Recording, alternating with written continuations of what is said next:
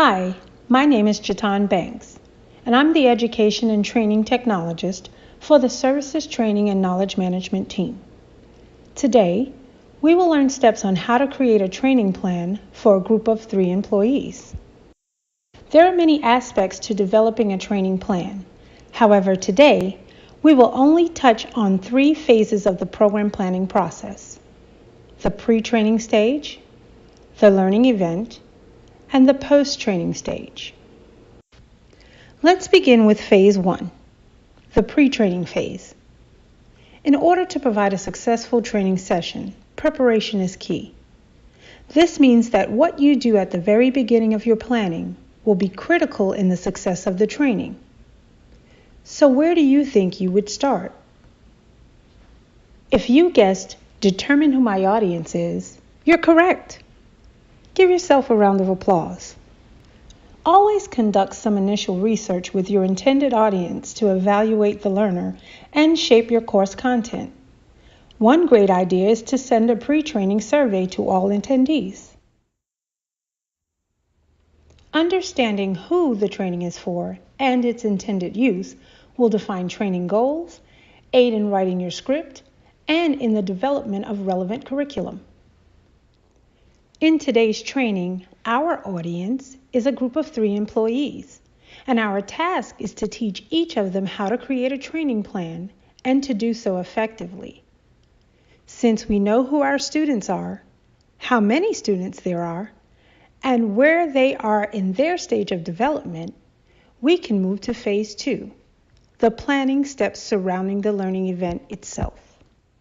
Phase 2 is also where housekeeping needs are set in place, as well as ensuring participant safety regarding possible hazards relating to the training environment, both inside and outside of the classroom. Here, the focus is on learning theories, training context, participant engagement, and setting expectations surrounding breaks, lunch, and cell phone usage. Let's tap on training context for just a moment. It involves what type of training you're going to conduct. For our training class of 3, a live webinar or a pre-recorded online video would have been suitable. But for the purpose of this training module, we will train these 3 employees in a face-to-face classroom style at their location. Okay, time for a quick knowledge check. Did you know that housekeeping rule of thumb says that you should be the go-to person for whatever your trainees may need during your session? Okay, that may be my rule of thumb, and that really wasn't a knowledge check. With that said, you should make it a point to know where the restrooms and break rooms are, but even more importantly, where the coffee and snack vending machines are located. During phase 2, you should plan to arrive at the location early to manage all that must be in place for a successful training class. Once on site, meet with a member of management and IT to determine who to go to and for what to ensure that everyone is on the same page. Analyze classroom location, space, layout, and seating, and always have a list of needed equipment and check their functionality as soon as possible. Set up the seating arrangement and position the classroom seating in a way that best facilitates learning. For example, for our training class of 3, the classroom style seating arrangement is best. At this point, we would be ready to begin facilitating the lesson.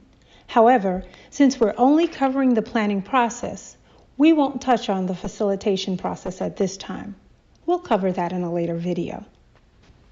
So let's move on to the last and final stage of the planning process, the post-training phase. This is the success gauge for both the learner and the instructor.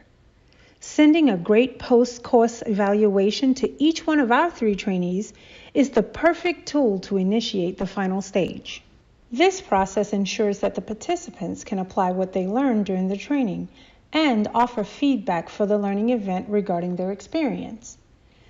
This step not only measures employee readiness, it also affords the instructor the opportunity to improve on future training modules.